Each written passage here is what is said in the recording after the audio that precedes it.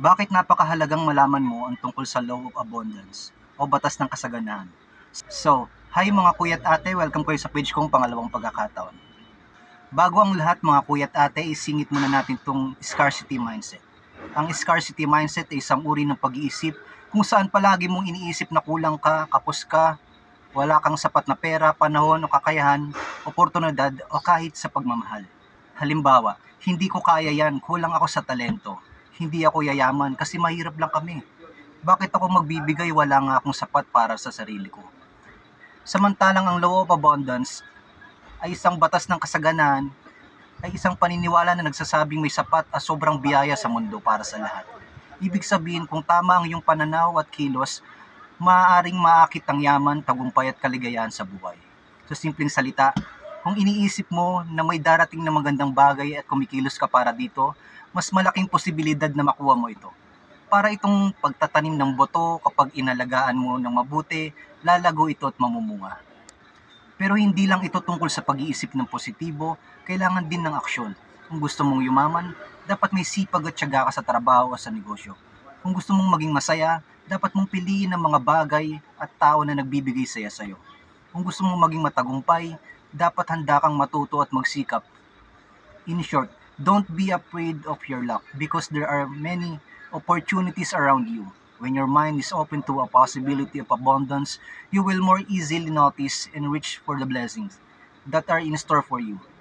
Kung lagi mong iniisip na mahirap lang ako o hindi ko kaya, nililimitahan mo ang sarili mo. Subukan mong palitan ito ng may paraan ako para umunlad o magagawa ko ito.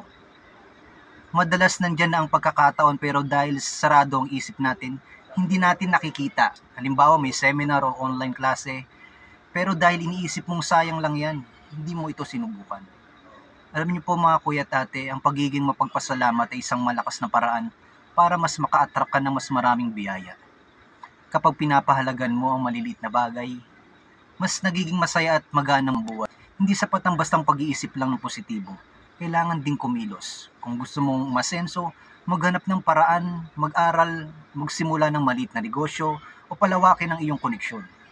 Halimbawa, gusto mong umasenso, hindi sapat ang pagdarasal lang. Kailangan mo ring magsikap, mag-aral, maghanap ng mga bagong oportunidad. Hindi basta nananampalataya ka lang o nananalig ka lang, kailangan lakipan mo ng gawa o pagkilos. Tama ba mga kuya at ate? Kapag palagi mong iniisip ang kakulangan mo, kahirapan mo, mas lalo mong nararanasan ito. Pero kung iniisip mo ang kasaganaan at posibilidad, mas magiging bukas ka sa mga oportunidad. Kung ikaw ay puno ng takot at pangamba, parang hindi mo na-attract ang mabubuting bagay. Pero kung may kumpiyansa at pananampalataya ka sa sarili mo, mas madali mong makukuha ang gusto mo. Halimbawa, isang taong laging galit at negatibo ay madalas makatagpo ng problema. Samantalang isang taong masayahin at positibo ay parang mas laging may swerte sa buhay. Promise, ilang beses ko na naranasan to mga kuya at ate. Ang law of abundance ay hindi mahikaw o basta paniniwala lang. Ito ay isang kombinasyon ng mga tamang pananaw, tamang emosyon at tamang aksyon. Sa madaling salita, ito ay isang paraan ng pamumuhay kung saan tinatanggap ng maraming biyaya sa mundo at may kakayahan kang makuha ang mga ito. Palitan ng hindi ko kaya ng paano ko ito magagawa. Palitan ng walang pera ng maraming paraan para kumita. Palitan ng mahirap ang buhay, may mga pagkakataong pwedeng pagbutihin ang buhay ko. Araw-araw magpasalamat sa kahit maliit na bagay.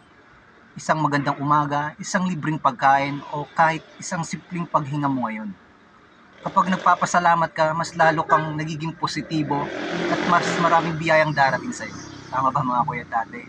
Palitan ng scarcity mindset ng abundance mindset na may sapat para sa lahat. At kung magsisikap ka, makakakuha ka rin ng mga sariling bahagi mo.